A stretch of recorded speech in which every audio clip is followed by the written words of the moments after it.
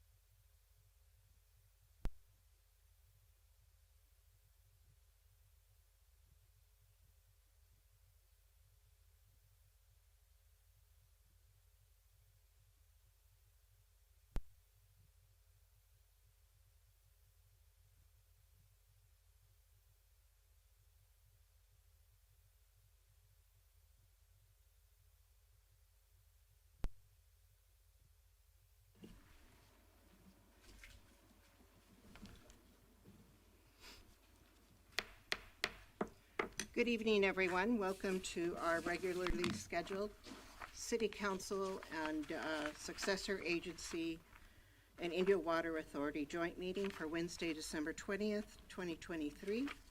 We will start with a call to order and roll call, please. Councilmember Ortiz. Present. Councilmember Furman.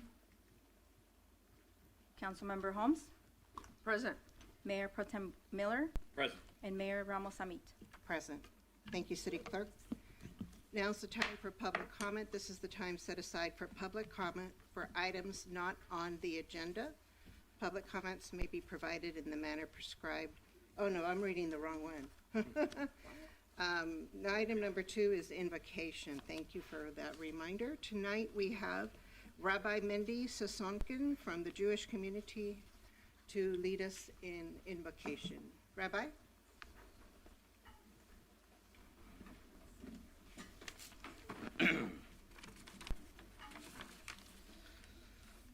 Almighty God, as we stand here this evening before this meeting to discuss and vote on important decisions for the benefit of the citizens of the city of Indio, we first turn to you to pray for the wisdom, clarity of mind to make the right choices. We recognize that you, Almighty God, have the ultimate power and say, but you chose to give us the free will to carry out your will to make this city a kind, just, and a safe place. These council's actions are a part of your God Almighty work.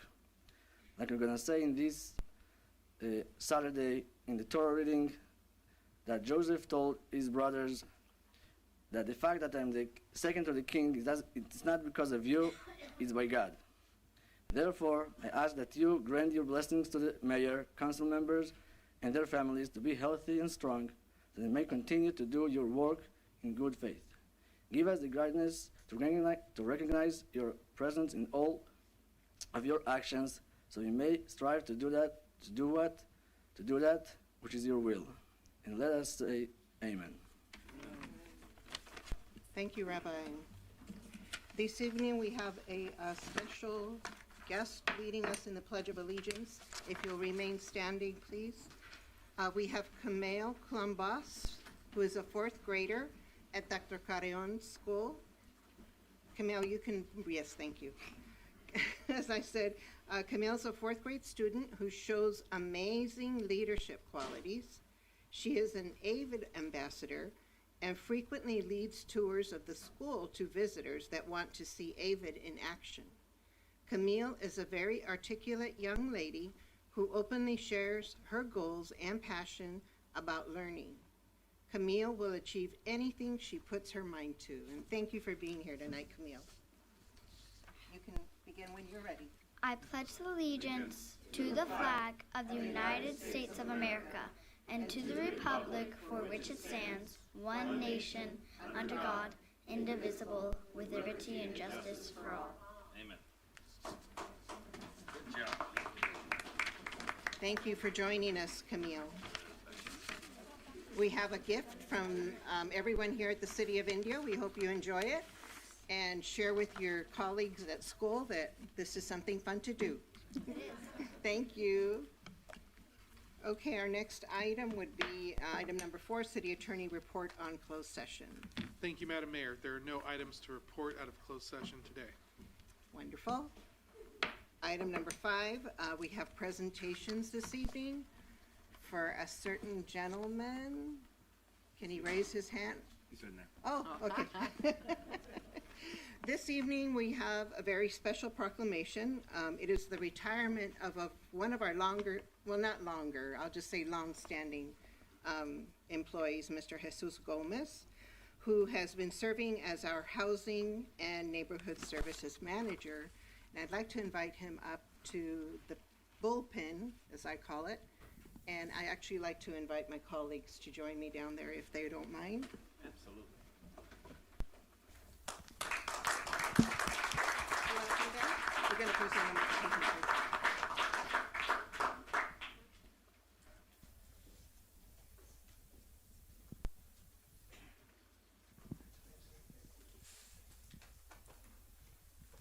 I didn't remember when you started, so I'm going to have to cheat and look here. So, ladies and gentlemen, Mr. Jesus Gomez has been with us since 2006. So he's seen a lot of changes here, and he thinks he's going to retire, so we'll go along with it. And we'll present him with a proclamation because this gentleman has had 18 years of service to the City of Indio citizens and 27 total years in public service here in California. So he is to be commended and thanked for all of his service. His tenure here with the City of Indio, he served as the Housing Programs Manager for 12 years and the Housing Neighborhood Services Manager for 5 years. And he's actually helped us through a lot, from redevelopment through the successor agency, which these things don't mean anything to the regular citizens, but it was quite a process for us to follow state law and to have to change from what we used to do to the transition to what we do now to what we have to do in the future. It was a lengthy process, and Jesus is the gentleman that carried this city forward through that, effectively managing the community development block grants as well to improve the lives of Indio residents through enhanced public infrastructure and direct support of community beneficial organizations. He served as the coordinator for the former redevelopment agency, as I mentioned, and now coordinates the activities for the successor agency, and the Indio Housing Authority, assisting production of the 5th and 6th cycle updates of our housing element, which is a state-mandated report that we have to get in. I remember when I got here, we hadn't done it in years, but it's something that we're mandated to do, and Jose made sure that that thing got in. He also was the liaison for the Mobile Home Fair Practice Commission for Affordable Housing Assistance and the coordinator for the Inland Fair Housing Mediation Board to participate in the state permanent local housing allocation. Jesus Gomez was instrumental in the launch and management of the city's neighborhood stabilization program that utilized $9.3 million in federal funding to facilitate the purchase, rehabilitation, and sale of 89 homes to low to moderate income first-time buyers, as well as the construction of 5 new homes for these home buyers in partnership with Habitat for Humanity. Jesus Gomez has been an important member of the City of Indio Community Development Department, even though it's, 2 people? It's a small department. But you're the best, right? Yes. Second best. So second best.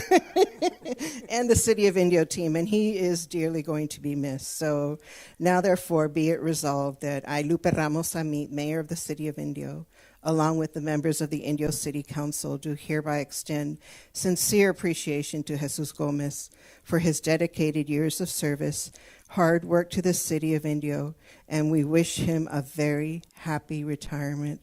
We want the best for you, Jesus. Jesus, I just want to say thank you. Lupe said it all. I mean, the things that you've done here in the City of Indio to continue to move us forward in the downtown, through housing, through all the other services you've done. Thank you very much. Congratulations on your retirement, and I'll miss you, my friend. You know, my favorite part is going through CDBG and the funds and making sure that we use them properly. I think I appreciate that because you would spend hours talking to us about the options and where we could go and how to best serve that part of the community. So thank you for that very much. I just wanted to say thank you as well for helping our residents, especially when you were helping us one-on-one. I remember during COVID, we had a lot of laws changing with evictions and with the rents, and you were there to help us to connect people to those services when they were in need. I remember you helping us on a lot of mobile home issues when we had issues there with tenants or with rising rents in those mobile homes that were out of the law, and you helped us bring that back and control that. And also, you know, the housing element, we were one of the first ones to get approved by the state. Our pro-housing designation, we're the first ones in the Coachella Valley, and that was thanks to your leadership. So really appreciate all your hard work and everything that you're leaving behind in this city. Thank you. So we have for you this proclamation in recognition of your service, and we'll put that in a nice frame for you. We didn't want to carry it out here, but we'd like for you to share a few words about how you're going to live without us. I'm not sure if you really want to give me the mic. How much time do we have? No, thank you very much, Mayor and Council. It's really been an honor to work side by side under your leadership all these years. As I look back at all the many years that I've worked for cities, starting in the city of Long Beach, Huntington Park in LA, and then ultimately coming here to finish up my professional career.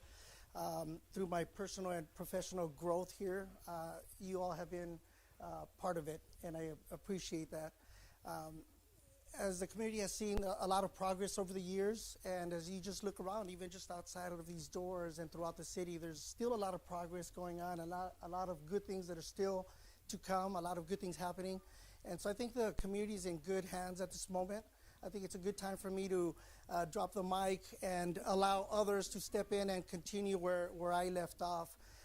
Again, the city's in good shape right now, and I want to thank the community for allowing me to serve as well, because as public servants, that's what we do. We serve the public, and I think I'm proud of what we've all done during those times. Thanks to our city manager for keeping me here. I'm not being forced out. I'm going at my own will. Kevin, thank you very much he actually said, you got to go get your proclamation and get recognized. So thank you for the recognition. I do want to thank a few more people too. Obviously, couldn't have done it without thanking my family, my wife Anna, who couldn't be here with us today, and my daughter Sophia, who also couldn't be here for some special engagements, other ones. I do have Gianna, my 16-year-old, here with us today. She's joining me, so I want to thank her and my wife and my daughter for putting up with it and allowing me to serve. And then also, Yanel, thank you very much for being my right-hand person. Couldn't have done it without you. That's the first one. I'm the second best. Okay. She's moving on to an economic development in a different department, and I know that she has the capacity to serve there and anywhere she wants to. So good luck there. And good luck to everybody in the future. And I'll be around. Thank you very much. We're going to miss you.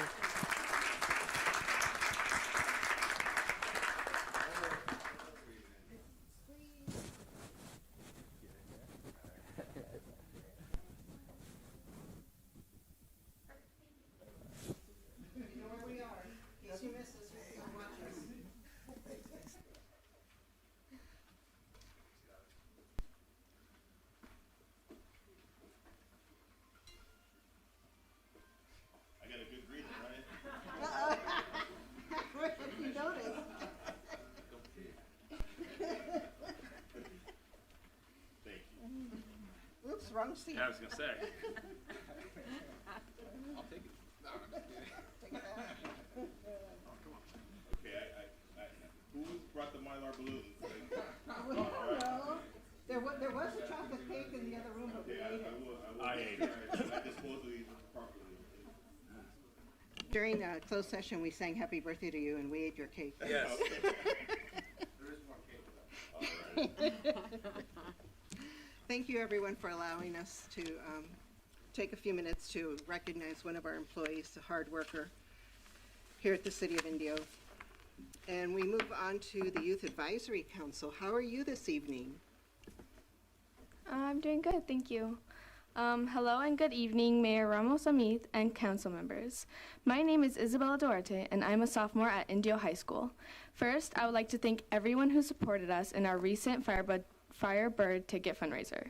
We went to the game ourselves, and it was a fun time filled with action and excitement. We have also concluded our blanket drive with Friday Night Live. Lastly, a week ago, Yak helped out at the Recreation Center with their Santa's Hotline event, where kids were able to talk to multiple Christmas characters like an elf and even Santa. We have enjoyed being a part of these events and look forward to doing more of them in the new year. Thank you, and that concludes my report. Thank you. Very good report.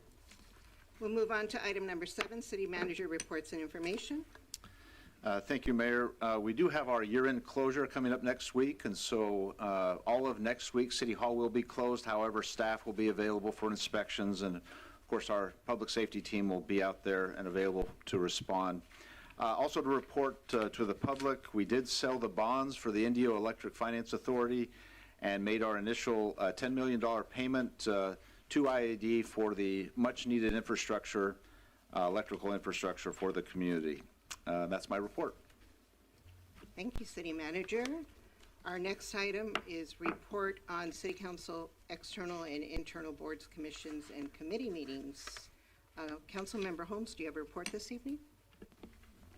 Thank you, Mayor. I don't have a formal report, as most of my commissions were dark. I wanted to encourage everyone to visit the Harvest Market this Saturday, right down here on Town Street. But I really wanted to take this opportunity at the end of this year to thank staff and thank my fellow council members, and to wish everyone not just happy holidays and Merry Christmas and a period filled with family and friends, but I wanted to thank everyone that has just done an amazing job moving this city forward. If you look at where we were at just 12 months ago and the changes that have occurred, none of those changes would have occurred without us, without staff in particular. We've made just tremendous strides, and we have so many things coming up in 2024, and I just wanted to thank you from the bottom of my heart and wish everyone a very happy and prosperous new year. And Thank that's it, you. Mayor. Thank you. Wonderful, wonderful comments, Councilmember Holmes. Thank you. Councilmember Birthday Boy. Okay, thank you. I have a short report. I did attend one community event. It was the DAP Health and Borrego Health Winterfest out in Thermal. It was a great event. It was good to see all the kids and get a lot of gifts, and they had some food out there for everyone.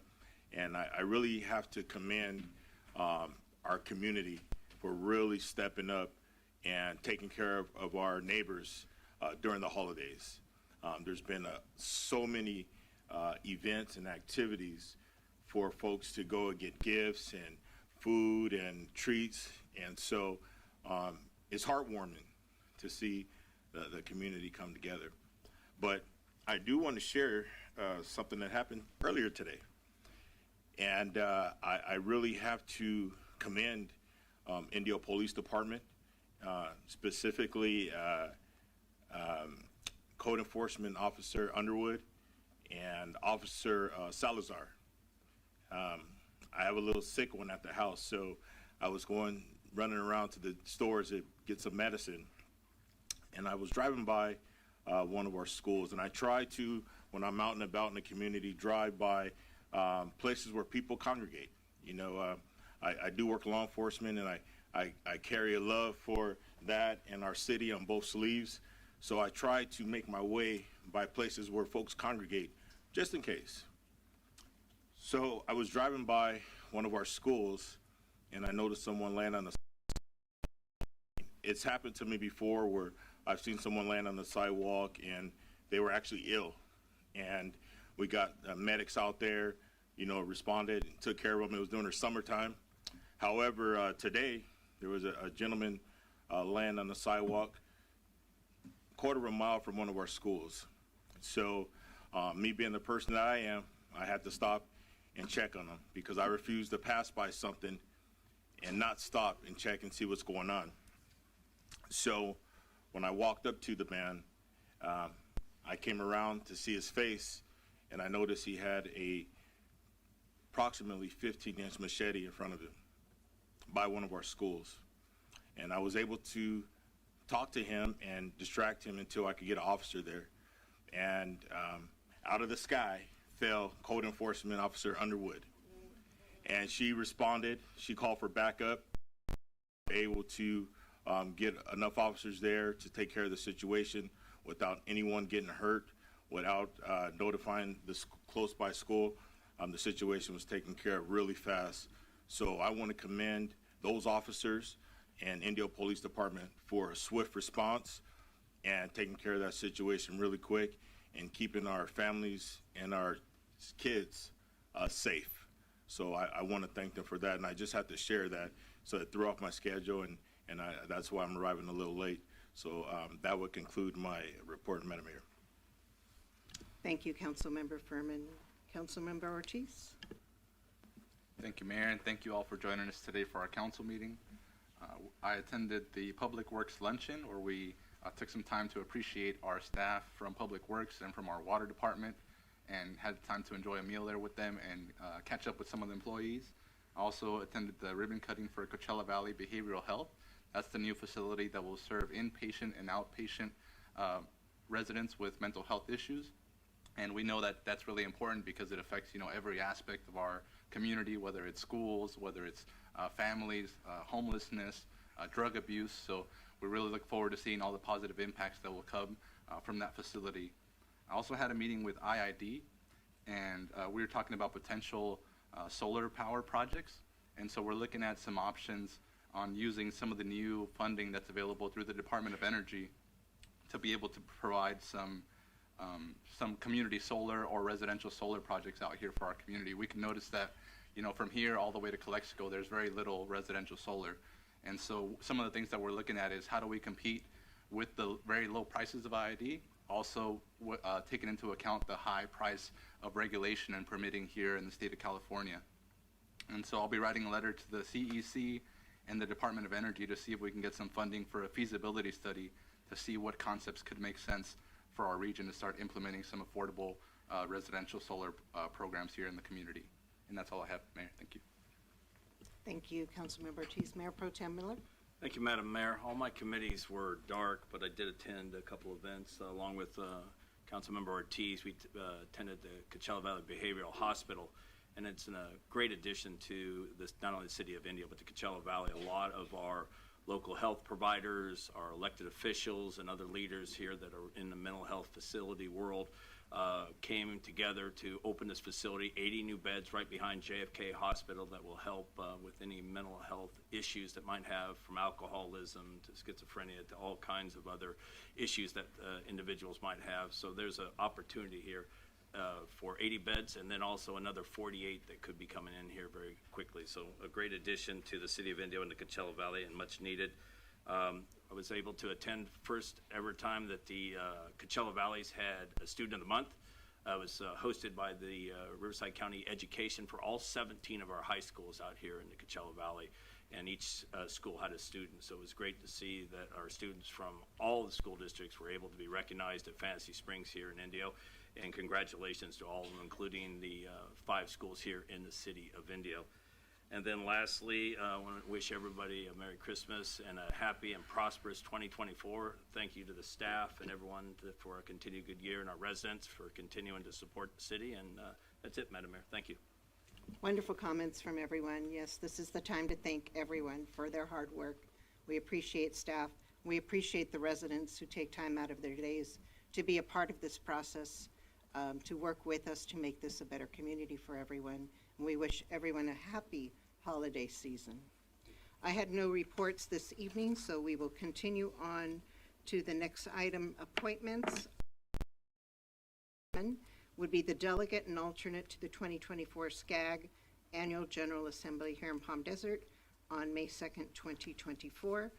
There is a staff report in our packet, but typically it is the mayor, Mayor Pro Tem, unless someone else would like to participate. Do any of my colleagues have any interest? No one was able to step up. I will. Anyone else want to go, or I can be the alternate. I'm more than happy to pass it off to our youngins? council members here. To the youngins? Yes, if they would like to represent us, I'm more than happy to have them represent us.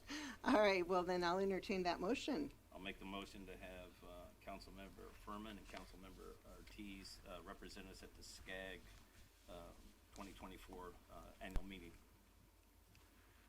I'll second that motion. Is there any discussion? Hearing none, please enter your vote. The motion passes unanimously. Thank you. The next appointment, item number 9.2, would be to appoint Councilmember Elaine Holmes as the delegate and Mayor Lupe Ramos Amith as the alternate to the Coachella Valley Mountains Conservancy. This is a requirement of that organization that we vote in the members. There is a staff report, but I don't know if there's any discussion. I'll make the motion as presented. I'll second that. Thank you. We have a motion by Mayor Pro Tem Miller, a second by Councilmember Furman. Is there any further discussion? Please cast your vote. Motion passes unanimously. Thank you all. Item number 10, consent calendar. Our consent calendar items are considered to be routine in nature. We usually approve them by one motion unless a council member pulls one for discussion. Public requests to discuss consent calendar items must be filed with the city clerk before the item is called. Is there any item that needs to be recused on or a staff report presented? Yes, Mayor, I need to recuse myself on items 10.11 and 10.12. All right, so if they're not pulled, you can stay on the dais and we will take the consent calendar in one motion.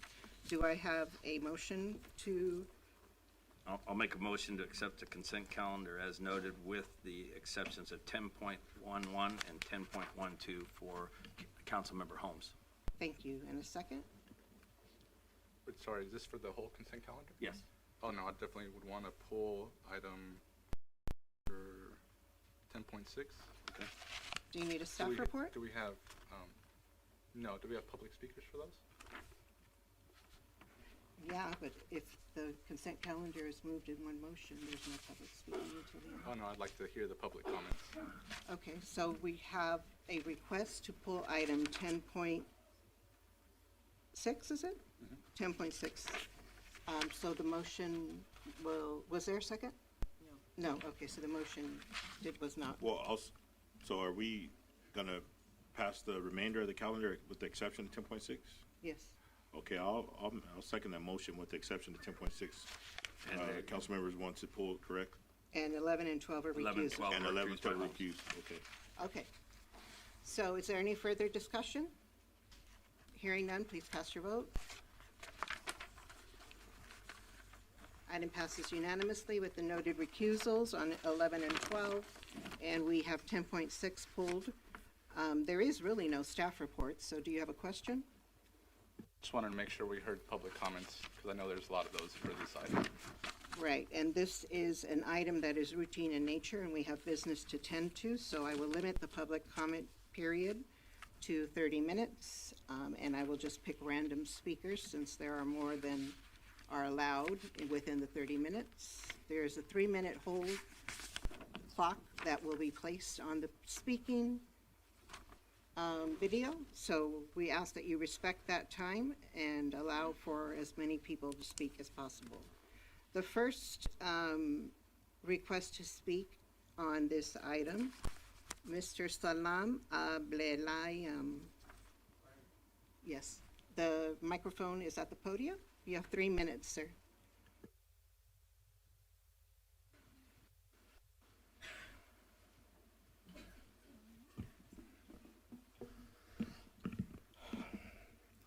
In the name of God, the most glorified, the most high, the merciful, the compassionate, I ask the council today what their definition of a Semite is.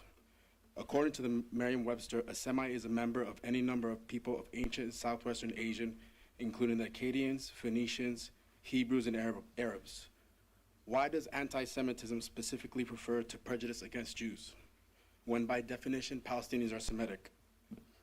Is it anti-Semitic to question the events of October 7th in Israel, to demand transparency where shadow obscures the truth, to challenge a narrative that claims atrocities without tangible proof? Is it anti-Semitic to question how there is only one baby on Israel's official death toll after claiming Hamas beheaded 40 of them? Is it anti-Semitic to question why there is no physical evidence or testimony from actual victims of rape after Israel claimed hundreds of women were raped by Hamas? Is it anti-Semitic to question how many Israeli citizens were killed by their own military after multiple witnesses from October 7th have said that kibbutz were fired on by their own army tanks and cars carrying Israeli citizens were burned by Israeli Apache helicopters? Is it anti-Semitic to question how the number of dead civilians on October 7th is less than 700 after it was initially reported to be double that? Is it anti-Semitic to question how many of those 700 civilians were killed by Israeli forces? Is it anti-Semitic to question why Israel will not allow the media to interview hostages that were released by Hamas? Is it anti-Semitic to question why thousands of Palestinians, many of them children, are imprisoned without any actual charges? Is it anti-Semitic to question why 14,000 Palestinian women and children have died, 16,000 women and Palestinian children have been injured? Is it anti-Semitic to inquire about the motivations behind Indio a city 7,500 miles away from Palestine, is engaging in discussions on behalf of Israel? Is it anti-Semitic to question who the real terrorists are in this ongoing genocide? Prime Minister of Israel, Bibi Netanyahu, compared the Palestinian people to the Amalekites of the Bible. What does the Bible say exactly of the Amalekites? Now go, attack the Amalekites, and destroy all that belongs to them. Do not spare them. Put to death men and women, children and infants, cattle and sheep, camels and donkey. 1 Samuel chapter 15, verse 3. How can a nation of Jews who regularly spit on Christians as they walk by them in the street of Palestinians use the Bible to justify the ethnic cleansing of Palestinians? Please do not allow the city of Indio to turn a blind eye to the plight of the Palestinians and align itself with the terrorist state of Israel. I'd like to end my speech with this quote. You must know that Palestinians do not cry alone, their women are not widowed alone, and their sons are not orphaned alone. Thank you. Excuse me, no. We do not allow outbursts in the chamber. No clapping, no noise.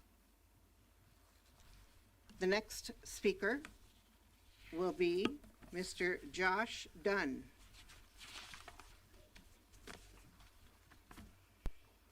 I recognize the name. I recognize the name. No, but Joe Dunn. Joe. What's your father's name? Jim. Jim Dunn. Jimmy Dunn. Yeah. Jimmy Dunn. Okay. So I'm Josh Dunn, born and raised in the Coachella Valley. Born and raised Jewish. Mm-hmm. Bar mitzvah at Temple Sinai. And lived in the Coachella Valley my entire life. In fact, a mural that I helped create used to sit right outside of this building, used to be on the wall of this building. I converted to Islam in 2011, but I reversed my position on Palestine several years before that. My conscience and my sense of humanity. We can't hear you, Josh. I said my conscience and my sense of humanity compelled me to change my position on Palestine several years before I converted from Judaism to Islam. The resolution that you've put forward, at the very least, needs to be amended. It has to acknowledge the context, primarily, principally, the context. The 75-year occupation is the context within which this violence occurred. Any condemnation of Hamas, any mention of anti-Semitism must include a reciprocal condemnation of Islamophobia and a specific condemnation of the Article 6, 7, and 8 crimes of the Rome Statute that the Zionist state is committing. What they are doing now is a genocide as defined by the Rome Statute, which is, if for those unaware of what the Rome Statute is, that is the international laws governing genocide, war crimes, crimes against humanity. If you move forward with this resolution and you don't change the language, it's a shanda. Anybody in the room know what a shanda is? Mayor, I recommend you ask the speaker to direct his comments to the council. Oh, I'm sorry. We can't hear you when you Oh, talk, I'm Josh. sorry. Shanda's a shameful thing. It's a Yiddish word. Anyways, that's all I got. Thank you, Josh, and please say hi to Dad. Tell him, say hi to Dad. Oh, he passed? When? I'm sorry. Okay, our next speaker.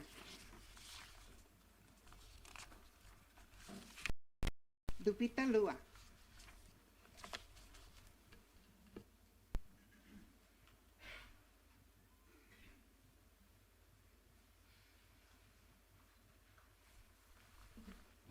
Hello, my name is Lupita Lua. I am a resident of Indio, and I'm here today standing in solidarity with my Palestinian brothers and sisters who oppose Resolution 10411. I come from a family of farm workers and migrants. I recognize violence when I see it, and it is extremely offensive and disturbing to see elected officials of the city of Indio support this racist, Islamophobic, and violent resolution. It is not a conflict because a conflict would require both to have some sort of power symmetry.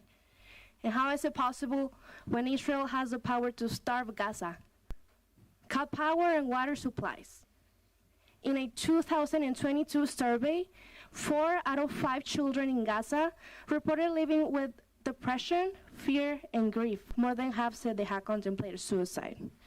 IDF soldiers kidnap children in the middle of the night and hold them hostages in prisons without ever charging them for anything. Then they are sentenced in a military court, which is prohibited under international law.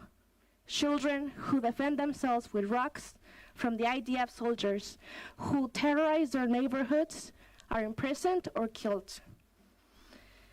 I could keep going listing every war crime committed by the state of Israel, not by the Jewish people, the state of Israel. But 3 minutes would not be enough. This resolution talks a lot about peace. It states that this body is committed to promoting peace, justice, and security for all people, regardless of their nationality or religion. Yet it fails to recognize 75 years of history that precedes the events of October 7th. This body talks about justice, yet you fail to also unequivocally condemn the attacks of the state of Israel against Palestinians. This resolution fails to provide peace, democracy, and justice. If this body truly supports the values of freedom, democracy, and human rights, I ask this council to not approve this resolution until it is amended to include a condemnation against Israel's settler colonial state and war crimes against the Palestinian people. Thank you. Our next speaker is Lana Adkiswana.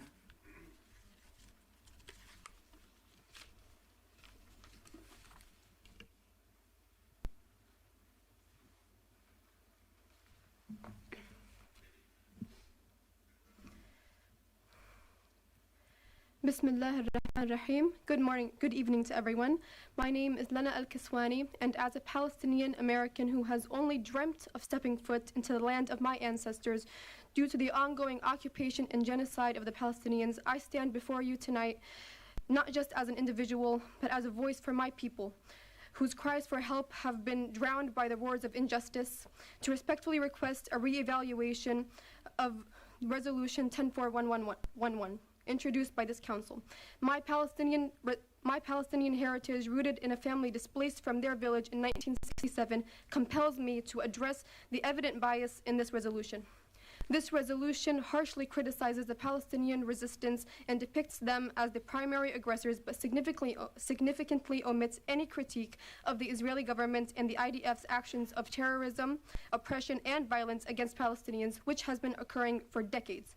This lack of balance raises questions about the resolution's fairness, and it potentially biases the council. The resolution speaks of peace, justice, security for all, irrespective of nationality or religion, yet fails to address the horrific conditions the Palestinians have endured for almost a century. Since October 7th, a horrific number of over 19,000 Palestinians have been killed. Yet the true scale of this tragedy extends far beyond the state. For over 75 years, our land has been engulfed in a relentless genocide and ethnic cleansing. The narrative you often hear are shaped by Western media, which consistently portrays Palestinians and Muslims negatively, fails to capture our reality. What you don't hear is that for the past 75 years, every night an Israeli soldier forcibly enters a Palestinian home, restraining the entire family, including children, and declares that their home now belongs to the Israeli military. What you don't see in the news is that Palestinian children attend school in tents because the Israeli military has fired missiles into multiple schools while the children were inside. You don't realize that the Ministry of Education in Gaza announced an end to the academic year 2023 to 2024 because all students have been killed by Israeli airstrikes. You didn't see the faces of Palestinian journalists reporting the deaths of their own families. You don't witness our children suffering and traumatized because they watched their parents being shot in front of them. You don't hear the wailing of mothers and fathers because their children have gone to heaven before they have. You don't see how they've turned our once beautiful country into piles of rubble with lifeless bodies thrown over one another. Our beautiful country is vanishing before our eyes with vibrant hues of greens and blues forming into shades of gray, hinted with demolished houses genuinely upholds moral values and human rights must courageously confront and address the oppression faced by all parties. It must not distort the truth or history. We seek a resolution that condemns all forms of oppression and champions the rights of every individual affected. Is this heart-wrenching truth that I present tonight enough to shift your perspective? Will you finally view us as human beings deserving?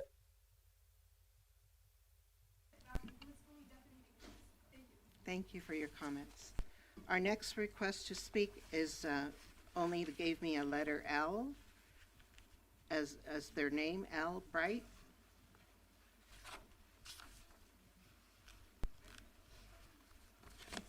Welcome. Thank you so much for the opportunity to speak. Members of the Indio City Council, I stand before you today to express my appreciation for the City Council's commitment to promoting peace, justice, and security for all people. America is in a battle for its soul, and I stand here in solidarity with my Jewish and Palestinian community. I appreciate your call for a resolution promoting anti-Semitism and anti-Jewish racism, as that is what I hope this resolution intends to do. In addition, I would like to propose Indio City Council resolution of the City Council of the City of Indio, California, condemning the racism, ethnic cleansing, and genocide of Palestinian civilians in Gaza, calling for an immediate ceasefire and condemning any and all acts of Islamophobia. To quote Rebecca Gould, "Throughout history, Jews have been targeted by those with a vested interest in exploiting them. And in the 21st century, parallels can be drawn as the Palestinians find themselves to be referred as the Jews of the Arab world. I believe a materialist critique of anti-Semitism is essential, strengthening the fight against anti-Jewish racism while also advancing Palestinian liberation. The language in this resolution of Israel-Palestine conflict oversimplifies a deeply rooted and multifaceted apartheid, illegal military occupation, and racial ethnic cleansing of indigenous peoples, perpetuating a narrative that may not fully capture the experiences of those involved. While this resolution condemns the Hamas attacks on October 7th, I ask that you also draft a resolution in the effect of what is happening as a retaliation every day since October 7th and afterward, including today, in opposition of the Israeli Zionist regime and consistent collective punishment of the Palestinian civilians who have been murdered for the last 75 days, withholding the last 75 years of an illegal occupation. As of today, upward of 25,000 Palestinian civilians have been murdered by the IDF since that day, supported by our tax dollars federally. 2.3 million Palestinians have been displaced and are being withheld access to appropriate medical care, food, water, and even shelter from the IDF retaliation. These are war crimes, and there is blood on our federal government's hands. So I call on you on a local level. To call out one side for their atrocity and not the other is baseline hypocritical and morally inexcusable. In these resolutions, murder of innocent unarmed people should neither be tolerated nor pacified. My call for this additional resolution to explicitly address these and condemn racism, Islamophobia, and acts of an unchecked Zionist regime and the collective punishment faced by the Palestinian people is crucial. We should all want just and lasting peace to Palestinians' collective freedom and freedom from retaliation for existing in and their right to their own land and sovereignty, which dates back to the 5th. Thank you for coming this evening. Our next request to speak, Alice McDermott.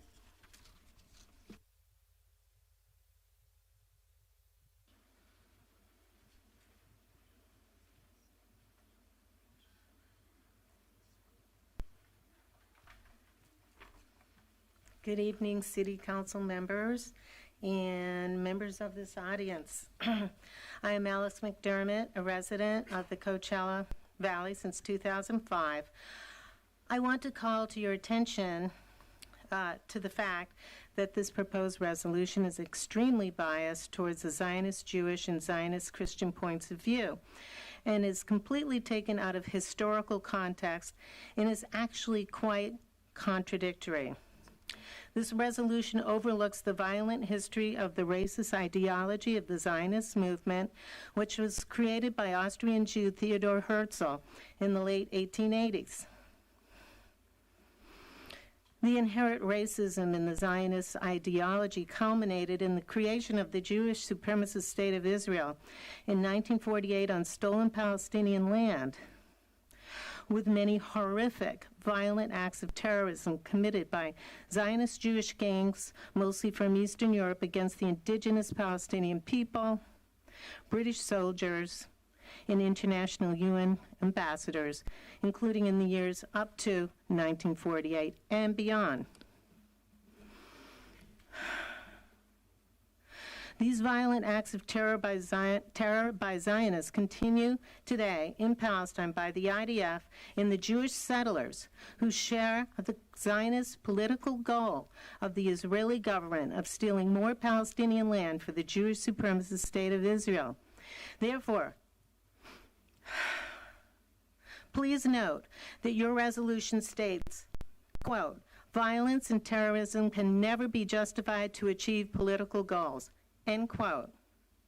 However, that is exactly what the Zionist Jewish supremacist state of Israel has been doing against the indigenous Palestinian people for over 75 years. The Palestinian people are trying to defend their territory and their human rights. Israel has violated many UN resolutions and international law over the years. Therefore, a just and lasting peace can only be achieved through negotiation with all parties involved, including to a huge degree the United States government, which has been funneling billions of our U.S. tax dollars to Israel without any conditions and without allowing we, the American people, to vote on if we want our government to do this or not. The goal of many people in the U.S. and around the world, including in Palestine, Israel, is to dismantle the Zionist regime in Palestine, Israel, and replace it with a true democracy, with equal rights for all, regardless of religion, race, ethnicity, gender, etc., much in the same way that the apartheid regime in South Africa was dismantled. U.S. and Israeli exceptionalism must not be allowed. Thank you. Thank you for your comments, ma'am. Our next request to speak, Salah Iman. Sula Iman or Salah Iman? I'm sorry, sir. Would you say your name correctly? Suleiman. Thank you.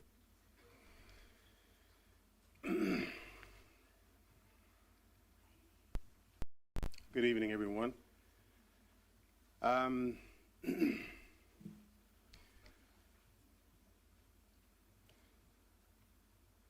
Today, I'm here to highlight the ongoing humanitarian crisis in Palestine. As you know, I'm not Palestinian. I am African American, and I've been here for many, many years, for generations. Palestinian people, as of right now, have been faced with relentless aggression, resulting in thousands of deaths and millions of home displacements. This has only escalated within the past few months. Since October 7th, 2023, over 19,000 civilians, primarily women and children, have been relentlessly murdered in Gaza, with thousands more missing under the rubble of homes due to continuous bombings. This constitutes a humanitarian crisis which violates many international war crime laws. We are here to shed light on the violations of international engagement of war with indiscriminate bombings of hospitals and religious temples. We are part of an international community that recognizes the flagrant atrocities that have been ongoing in Palestine despite significant pressure for a ceasefire.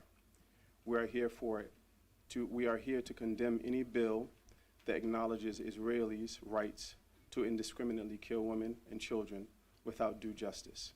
We are human first, and our purpose is to save human lives, regardless of race, creed, or color. Thank you. Thank you, sir, for your comments. Our next request to speak is Jasmine Angulo.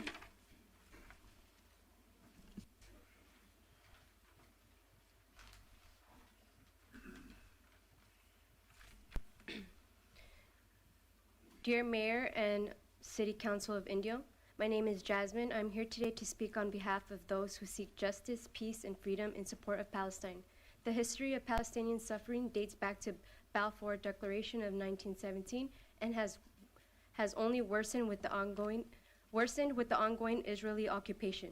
Palestinians have endured massacres, injustices, and continuous fear under the occupation. Incidents like the attacks on Al-Aqsa Mosque and the detention of thousands violate human rights and religious freedoms, as reported by reputable organizations like Human Rights Watch, Amnesty International, UN resolutions, and international laws. The IDF has committed war crimes and is currently engaged in a genocide in Gaza. We passionately demanded immediate ceasefire to the end of suffering of Palestinians. Palestinians must be granted equal rights and treatment. Resolution 10411 does not accurately reflect the currently reality nor historical context. It is biased in favor of the occupier Zionist Israel. We believe it needs correction. The occupation restricts Palestinian freedoms, seizes their land, and imposes daily indignities. The blockade of Gaza amounts to collective punishment, yet Palestinians persevere, upholding their faith and dreams for a brighter future. A combination of journalists, young activists, and others are educating themselves on this topic and its history, often risking their lives and jobs to spread awareness. All the while, social media platforms are shadow banning and removing Palestinian content. Now, those who are spreading the truth are being targeted as anti-Semitic worldwide in an effort to censor their critics. We urge the global community, including our council, to prioritize human dignity and rights, endorsing policies that champion international law and all human rights. We call for a ceasefire, the release of Palestinian detainees, and the facilitation of humanitarian aid. I had a conversation last week about urging the council to act on this with a permanent ceasefire, which is the minimum we can do for our community. It was mentioned that the city has problems like not having clean water, among other issues. Let's consider the approximately $1,260,691 that are being funded, our military funds coming from Indio and going to Israel. Let's also consider our community's tax dollars being used to fund this genocide while our community is in need. Thank you for your time and your consideration. Coachella for Palestine. Thank you. Our next request to speak, Yvette Zamora Cruz.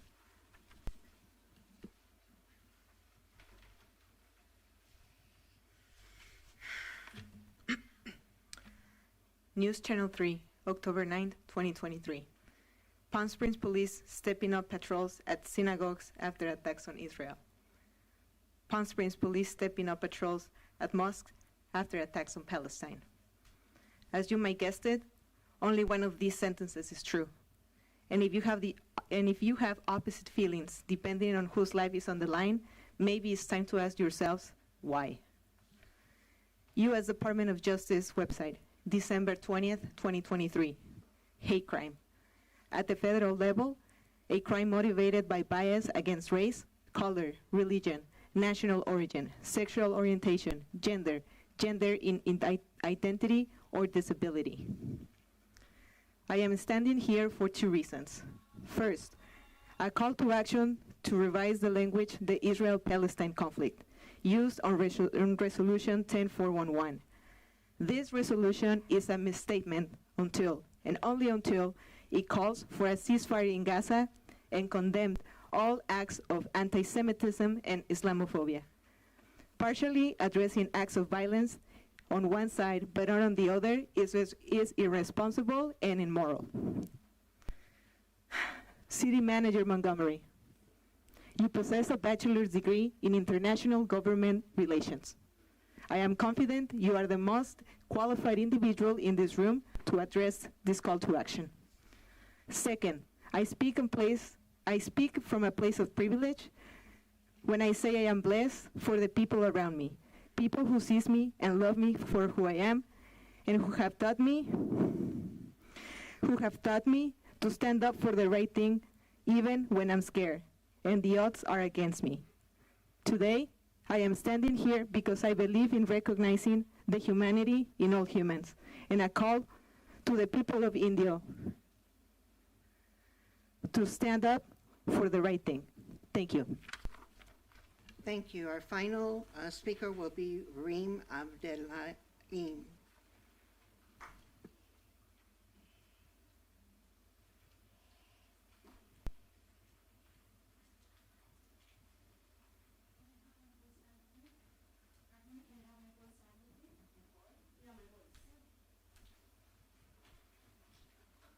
You have 3 minutes. Good evening, members of the Indio City Council. We have seen the hideous acts of Hamas on October 7th, and we have seen an extremely aggressive response from Israel ever since. But what disappoints me more than any of that is the response of this resolution. This resolution incites division and discrimination towards Palestinians. I think it is crucial that we add Islamophobia because we should be tolerant of everyone during these difficult times. I speak from experience as someone who grew up Muslim, going to school during 9/11 attacks happened. I was bullied, and that was very isolating as an adolescent. My own sons were victims of verbal abuse just for being Palestinian and Muslim. I'm hoping we can come together and call out all forms of discrimination, which we have all seen across our nation from all sides, and call for peace. You have the opportunity now to make this better. This is your moment to prove to my sons that this community does not stand against them, rather stands with them. Thank you. Good evening. Thank you. That is our final speaker. We do have several public comments that were sent in via email on this item.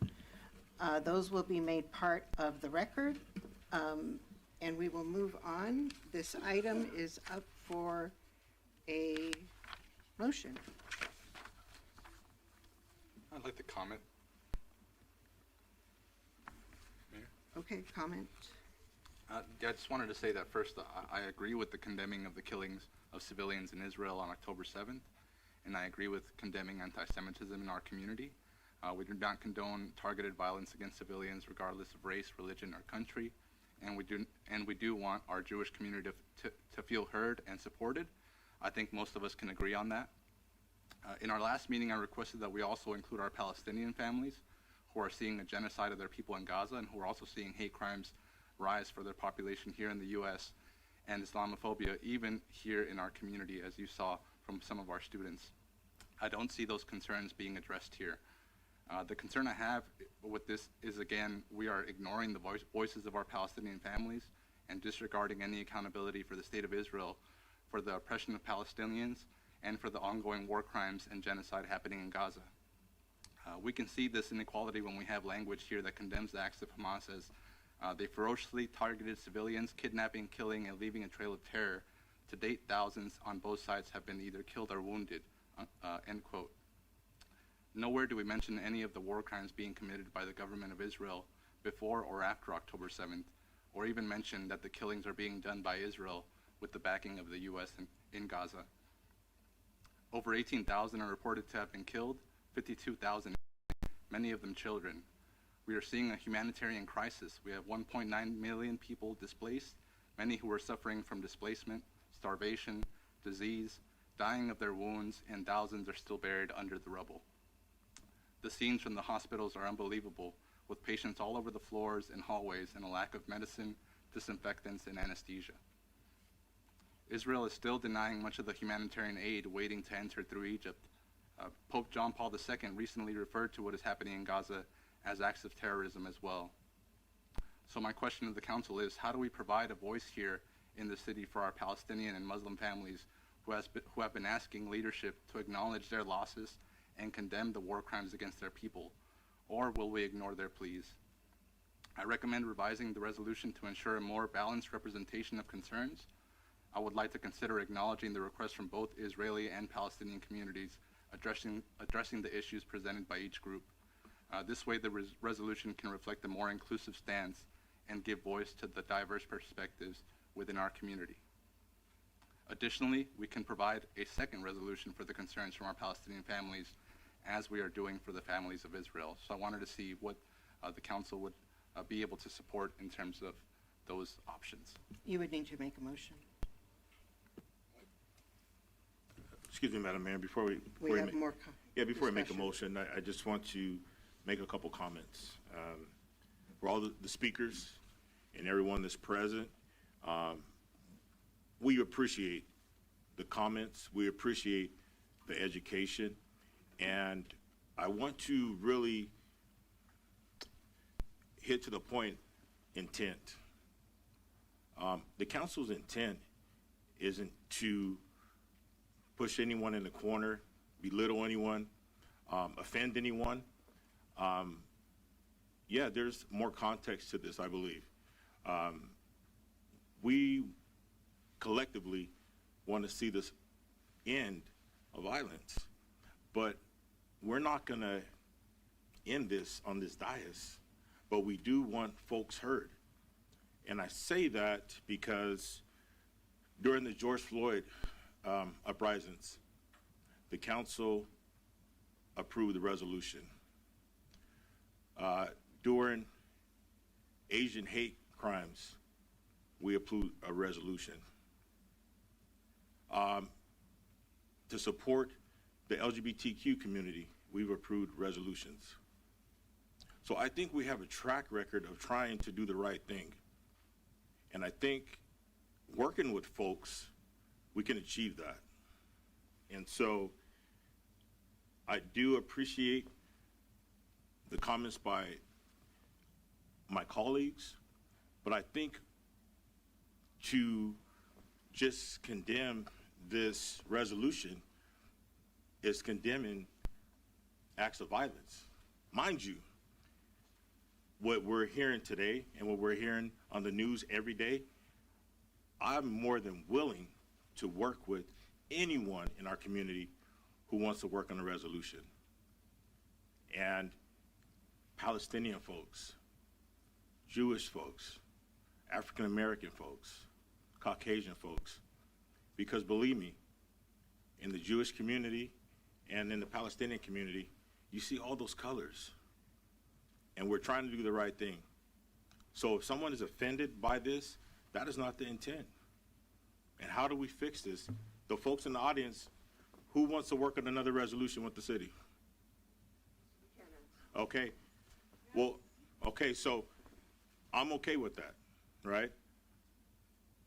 We're trying to do the right thing. That's the intent. That's the intent of this. So I appreciate the comments. And if there's a motion to do another resolution, I'm okay with that. All right, so we've heard comments. Is there any other comments from colleagues? No? Then I'll entertain a motion. I appreciate everybody's comments, everybody that came in to voice their concerns. I will make the motion to accept 10.6 as presented. 10.6, okay. And I'll second that motion. We have a motion and a second by Mayor Pro Tem Miller and Councilmember Holmes. Any further discussion? Sure. I just want to say that, because we will be bringing forward a second resolution, hopefully with the support of Councilmember Furman, to acknowledge, the war crimes being committed in Gaza. I do think that we need to support our Jewish community here, and that's what I'll be voting for today, to let people know that we do condemn the killing of innocent civilians in Israel, and we do condemn anti-Semitism, and we'll work on that second resolution to acknowledge the war crimes in Gaza and Islamophobia. You cannot commit to that. There's no consensus. I will call for the vote.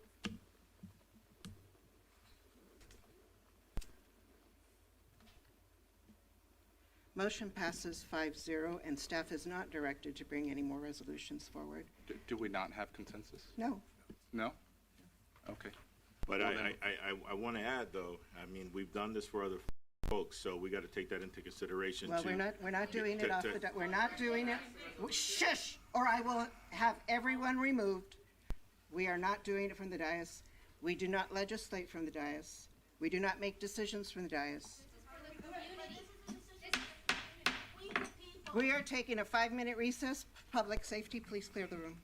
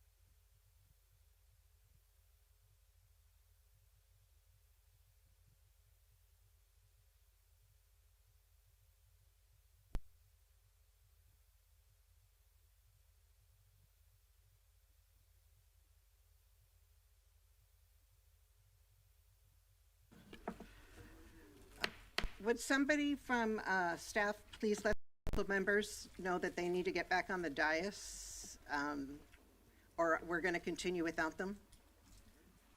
This is time to continue with the business of the city.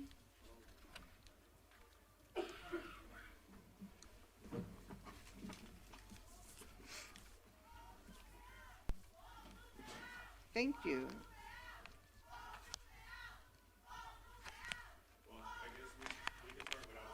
Okay. Item number 11.1, award 22 contracts to the individual contractors listed in each bid category for the amounts listed therein for the City Hall and Library project in the total aggregate amount of $39,713,008. Mr. Montgomery. Thank you, Mayor. Happy to report that the competitive bids for the library and City Hall project came in under our estimates. We do thank our design team, Holt Architecture, as well as our construction management consulting team, Tilden Coyle, that helped us get to this point. So you see in the attachments a summary of the lowest responsive bidders that totals the amount indicated in the agenda, but also all the other bids. And just important to note that if it had not been as competitively bid as it was, and that we had to accept the top bid of every one of these categories, this project would have been over budget by about $10 million. So it just shows you how critical it is that the team, as I indicated, and I think here publicly, went out and made sure that we had multiple bids, competitive bids, and there are 22 different categories you see listed, and we're requesting your approval, consideration, and recommending that approval of awarding those contracts to each one of those 22 contractors listed in the report. And that total is $39,713,008 for both projects. We do call it a project, but it is two different buildings. That's my report, Mayor. Mayor, I did just want to add to the record that, the mayor had cleared the room because of disruptions that occurred during the meeting. And just in case the audio is not picking it up, the crowd of individuals who were removed from the meeting are continuing to loudly chant outside. I just wanted to add that to the record. Yeah, they've subsided. I was going to send public safety out if they didn't. Okay. Oh, no, just on this, I was just asking a quick question, if I could, Madam. Sure. So, did we bid our other locations, the police and fire department, the same way? Yes, a great point. In fact, this delivery method is the exact same one that was used on the public safety buildings, and with the same design team and construction management team. I think we may even did better. We did better on this one than even that one with regard to our estimates to actual bid results. Good. Well, great job. Yes. So, Any other questions on this item?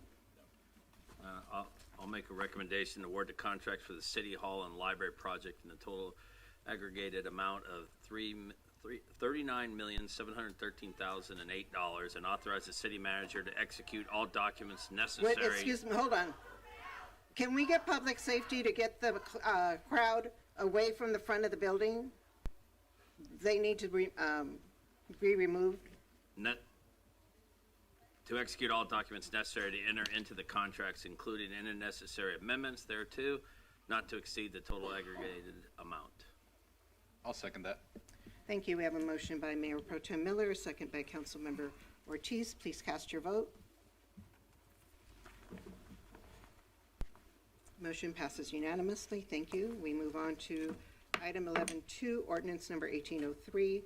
Request by Verset Development Group LLC for a one-year extension of the design review approval for the Oasis and Bliss mixed-use project, also known as Skyline, located on the northwest corner of the intersection of Oasis and Bliss Avenue, comprised of the assessor parcel numbers noted in the agenda. We have a recusal by Councilmember Holmes. She will be leaving the room for this item as to not influence any of the decisions or be part of any of the conversation. Staff, do we have a report? Thank you, Mayor. Mayor and members of the City Council, Kevin Snyder, Director of Community Development. As the Mayor indicated, this is a request for a one-year extension of a previous design review approval. The project in question is what was originally referred to as Oasis and Bliss Mixed Use Project and is now known as Skyline. This was actually the first project that was approved under the Downtown Specific Plan that the City Council approved on April 15th, 2020. In September of that same year, Coachella Valley Development Partners, which was the purchaser of the land that this project is proposed on, that was purchased from the city, and they put forward a development proposal that was reviewed and considered by your your Planning Commission, and was ultimately approved.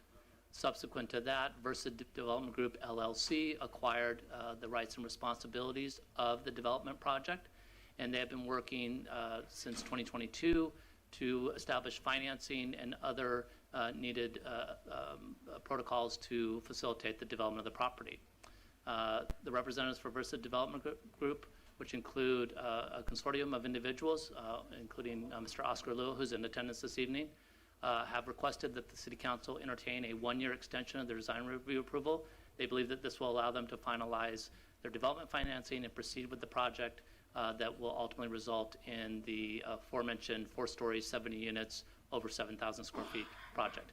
With that, I'm happy to answer any questions. And again, Mr. Lua is in attendance to answer any questions that the council might have as well. Thank you. Thank you, Mr. Snyder. Do we have questions of staff? No. Mr. Lua, would you like to come and speak?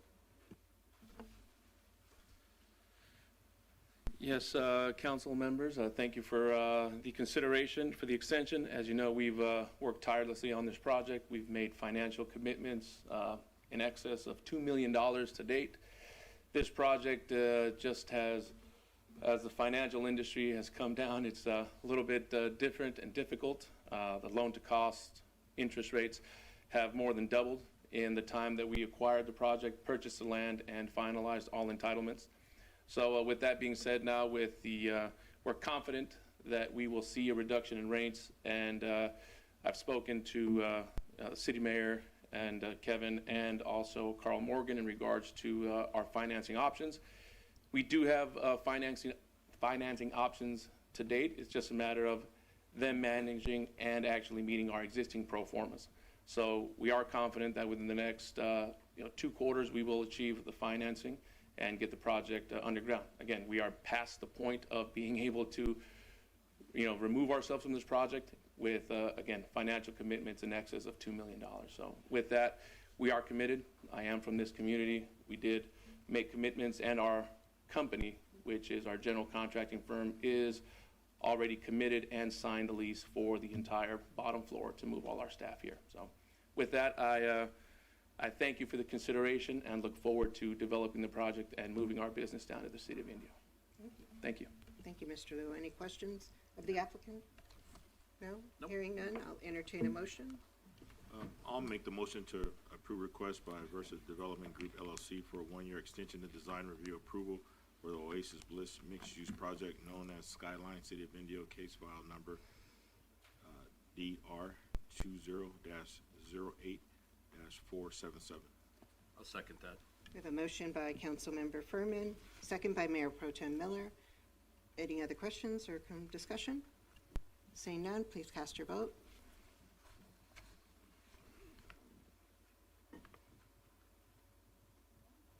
No? Elaine's out. Oh, Elaine's out. So what is it? 4-0.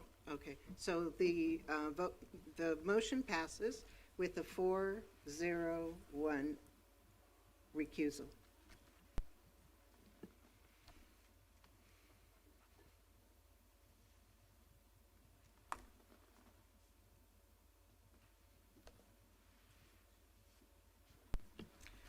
Item number 11.3 is ordinance number 1804, request by Indio MOB LLC for a 1-year extension of the design review approval for the Indio Medical Office Building Project located at the northwest corner of the intersection of Cheyenne Street and Buffalo Trail, comprised of assessor parcel number 616-160-036. Mr. Snyder.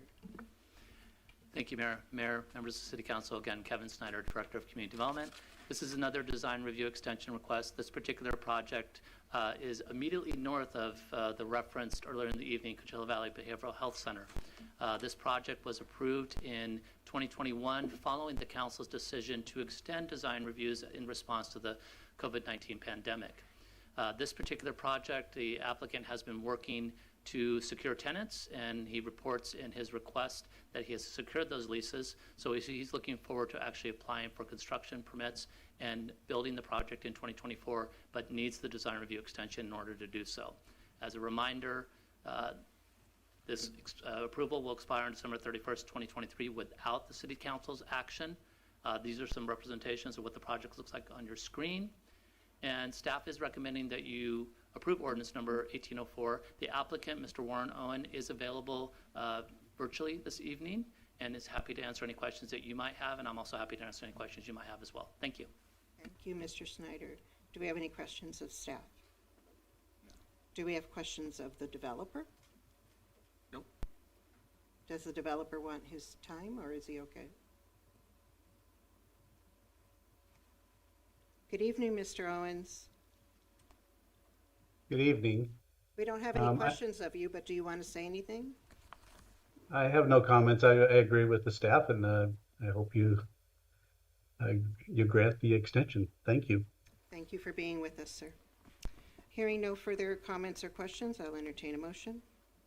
I'll approve the request by Indio MOB LLC for a one-year extension of the design review approval for the Indio Medical Office Building Project, City of Indio, case file number DR20-02-471.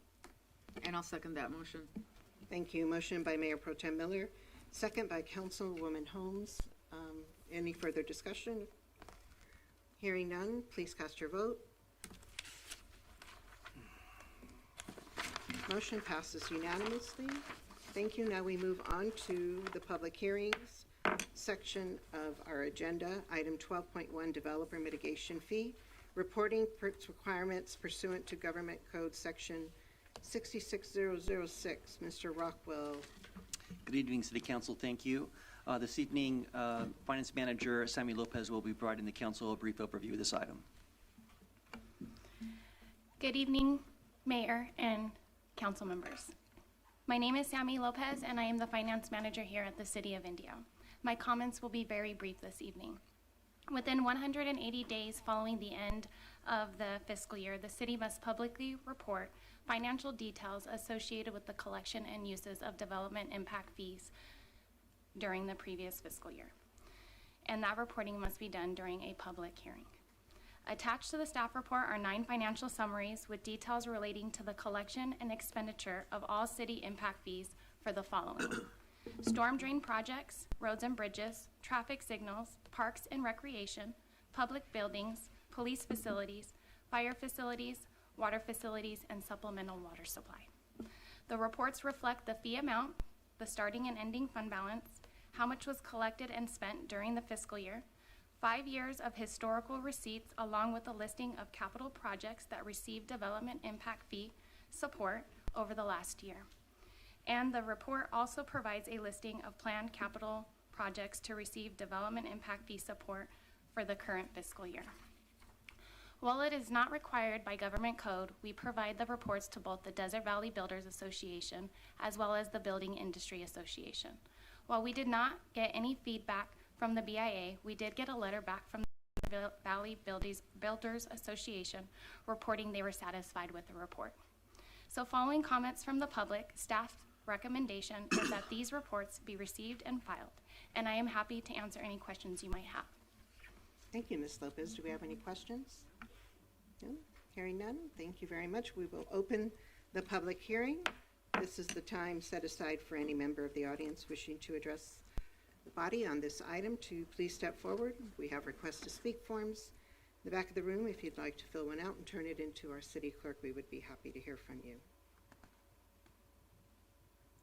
Seeing no one step forward, we'll close the public hearing period and entertain a motion. Make a motion to receive and file AB 1600 reports. I'll second.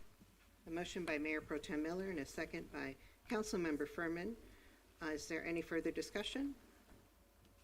All those in favor, please cast your vote.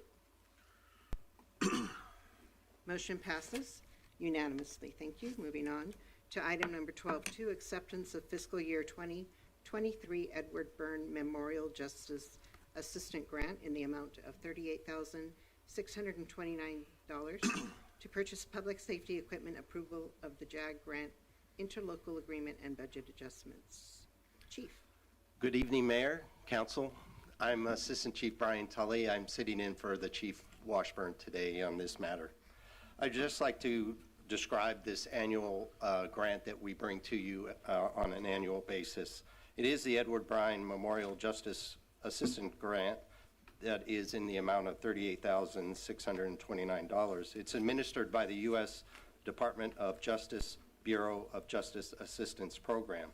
The Bureau of Justice Assistance supports all components of criminal justice systems, such as evidence-based policing programs, personnel, and public safety equipment purchases through this JAG program. Staff is seeking approval and acceptance of this JAG grant fund to purchase public safety equipment and supplies. I'm available for any questions. Do we have any questions of staff? Thank you. Thank you, Chief, for the report. Thank you. This is a public hearing. I will open the public hearing. Any members of the audience wishing to address us on this item, please fill out a request to speak form and turn it into our city clerk. Seeing no one step forward, I'll close the public hearing item and entertain a motion. I'll make a motion acceptance of fiscal year 2023 Edward Bryan Memorial Justice Assistant Grant in the amount of $38,629. Authorize the police department to use the funding to purchase public safety equipment. Approve and authorize the city manager or designee to execute the interlocal agreement between participating cities and the County of Riverside, the designated fiscal agent, and other related grant documents, and direct the finance department to adjust projected revenue and appropriations as reflected in the financial summary of the report. I'll second that. A motion by Councilmember Furman, second by Councilmember Ortiz. Is there any further discussion? Please cast your vote. Motion passes unanimously. That concludes the business portion of our agenda. At this time, we have opened for public comments for items not on the agenda, and this is the time set aside for public comment. Anyone wishing to address the body, please fill out a request to speak form, turn it into our city clerk, and we will allow you 3 minutes to speak on any non-agenda items. Seeing no one step forward, we will close the public comment period and adjourn for the holiday season. I want everyone, I know staff's going to take some time off, at least physically. I think they'll still be working anyway, but thank you all for what you've done this year. Thank you all for what we've accomplished these few years. Rest well, because it's going to be another cycle next year where we're going to keep on moving and shaking and changing and evolving and having good things. So happy holidays to everyone. Thank you.